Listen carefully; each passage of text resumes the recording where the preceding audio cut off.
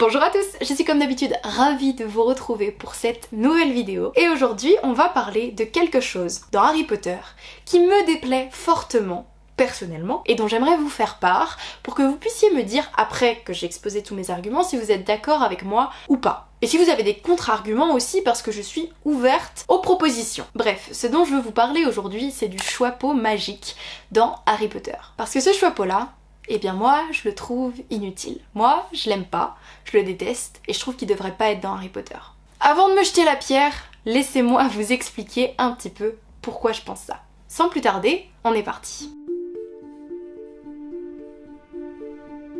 Tout d'abord, qu'est-ce que le Choixpeau magique? Où a-t-il été créé? Quand? D'où vient-il? Quelle est son origine? À quoi il sert? Le Choixpeau date donc du Moyen-Âge, soit de l'époque des fondateurs de Poudlard. À l'origine, il s'agissait d'un simple chapeau de sorcier appartenant à Godric Gryffondor, fondateur de la maison éponyme, jusqu'à ce que celui-ci décide d'ensorceler le chapeau pour lui permettre de répartir équitablement et justement les élèves dans les différentes maisons de Poudlard. Il demanda alors à chaque fondateur de transmettre une petite partie de son esprit pour que le chapeau puisse comprendre les maisons et ainsi répartir de la bonne manière les élèves dans les bonnes maisons. Et de ce fait, ils créèrent un objet finalement doté d'une âme. C'est d'ailleurs parce qu'il appartenait à Godric Gryffondor que seul un véritable Gryffondor peut sortir l'épée du Choixpeau.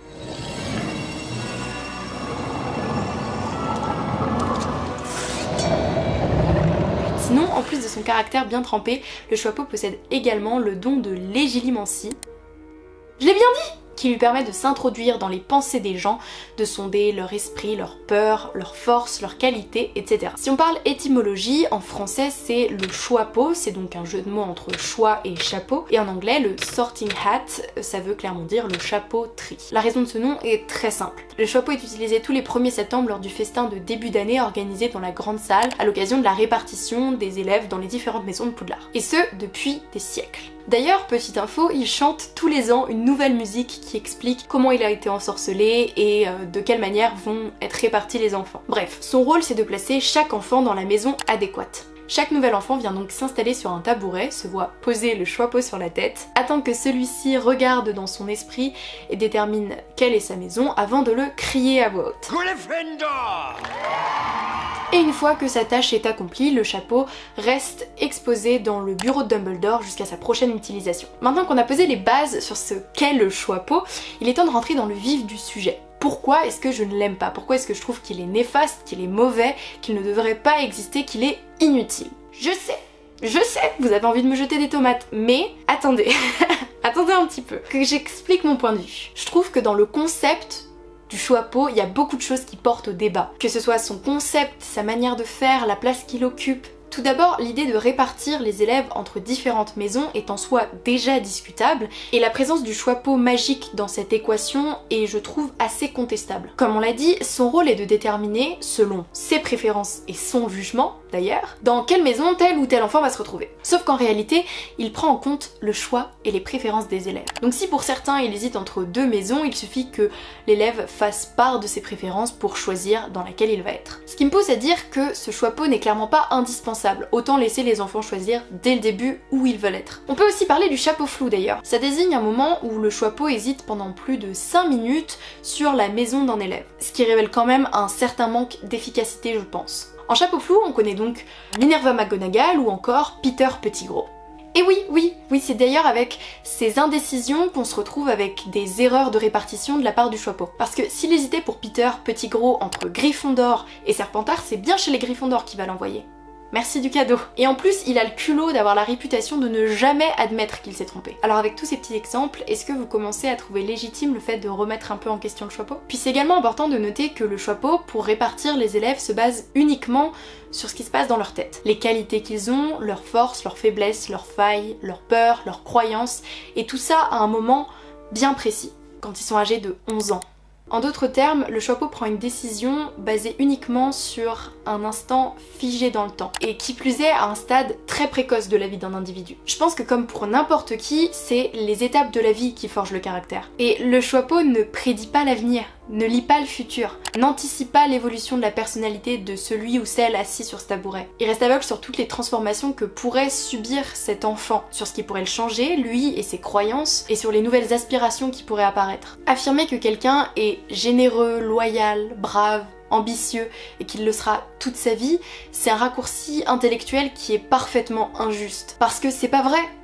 C'est faux, il en sait rien. Le choix initial de la maison devient donc quelque chose de très superficiel parce qu'il néglige la complexité de la personnalité, le potentiel de croissance, de changement. Si un élève traverse des épreuves personnelles, tombe en dépression, perd un être cher, rencontre l'amour de sa vie, ou que sais-je, il peut changer radicalement, et ne clairement plus correspondre ni à l'enfant qu'il était à 11 ans, ni à la maison dans laquelle il a été placé à cette époque-là. Ce que je veux dire, c'est qu'il est indéniable qu'à 11 ans, on est encore en train de se développer, on est en pleine quête d'identité et d'orientation, et à cet âge-là, on n'est pas encore des individus parfaitement formés, stables dans nos idées, dans nos convictions, et ce système de répartition dans des maisons à Poudlard ne considère pas le cheminement en tant qu'individu que chacun devrait pouvoir faire en fait. L'enfant est placé dans une boîte à un moment de sa vie où il ne sait même pas lui-même quelle est sa place dans le monde, et c'est irrévocable.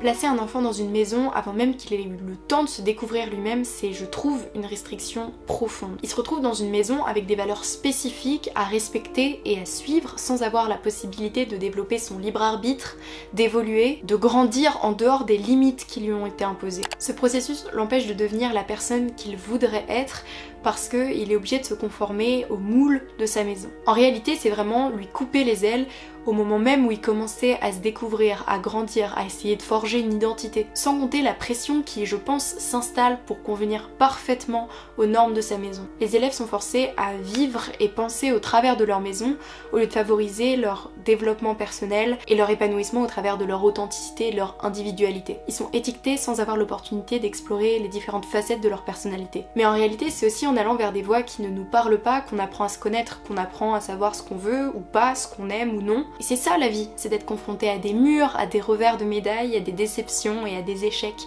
qui font évoluer et grandir. Alors bien sûr, je vais loin dans mes propos, mais ce que fondamentalement je veux dire, c'est que mettre un enfant dans une case, l'y maintenir et l'obliger à s'y conformer, c'est extrêmement limitant et frustrant. Peut-être que le Choixpeau serait plus fonctionnel s'il faisait une réévaluation des élèves au fur et à mesure de leur scolarité pour prendre en compte leur évolution et les placer dans une nouvelle maison en conséquence. Et puis si on parle purement des maisons, je trouve ça tellement dommage de réunir les gens qui se ressemblent. Ce qu'ils apprennent en étant dans ces différentes maisons, c'est l'isolement. C'est de ne pas aimer les autres, c'est de ne pas essayer de les comprendre, c'est d'être dans une compétition acharnée et continue où ils ne font que renforcer leurs croyances les uns les autres. Et c'est fou quand même!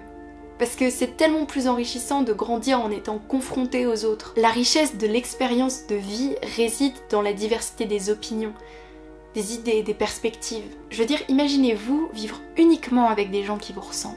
Vous voyez à quel point c'est fade, à quel point c'est monotone, à quel point ça peut freiner votre développement personnel et être une entrave à votre tolérance, à votre ouverture d'esprit. En divisant les élèves en différentes maisons, Poudlard complique involontairement les relations intermaisons et entrave cet esprit de communauté, de camaraderie et d'amitié qui devrait régner dans cette école. Regardez, si on prend l'exemple de Lily et Rogue, ils étaient super proches et très amis avant d'être répartis dans des maisons différentes. L'influence qu'avait Lily sur Rogue était positive, c'est indéniable, et elle s'est estompée dès qu'ils ont été contraints à rejoindre des maisons adverses. Il est probable que si Lily et Rogue avaient pu conserver cette amitié, beaucoup de choses se seraient passées différemment dans l'histoire. Puis regardez la bataille de Poudlard, où on a vu des Serpentards dénoncer Harry sans vergogne puis quitter la grande salle. Je peux pas m'empêcher de penser que les choses auraient pu être tellement différentes si ces élèves avaient pas été réunis sous la même bannière, isolés du reste de l'école. Et je pense que des exemples dans ce genre, on peut en trouver des dizaines.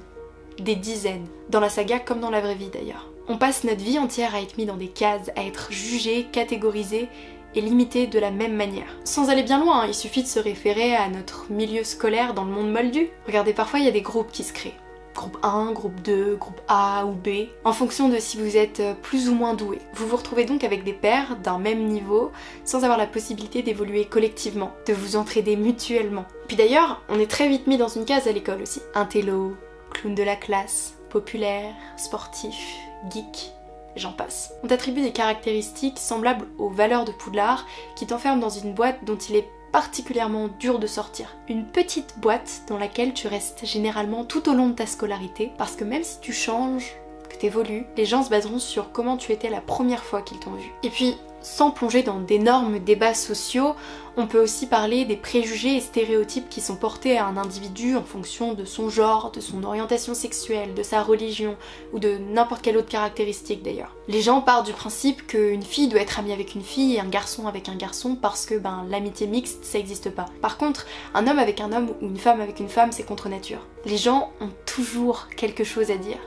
Toujours leur grain de sel à ajouter, leur mot à peser sur ce que vous êtes et quelle est votre place dans la société, comme si vous mettre une étiquette c'était nécessaire. Puis on peut également revenir sur le fait de s'entourer de gens qui sont comme nous, un peu comme les maisons à Poudlard. C'est le cas des réseaux sociaux, des algorithmes qui nous poussent à consommer toujours davantage et qui nous confortent dans toutes nos convictions, qu'elles soient politiques, sociales, environnementales, éthiques. Ces mêmes algorithmes qui nous isolent en nous faisant croire qu'ils nous rapprochent. Ces mêmes algorithmes qui portent atteinte à la diversité des opinions et même au libre arbitre. Alors oui, les oiseaux de même plumage volent ensemble, mais n'oubliez pas l'adage selon lequel les opposés s'attirent. Comme l'a si bien dit Maya Angelou, dans la diversité il y a la beauté et la force.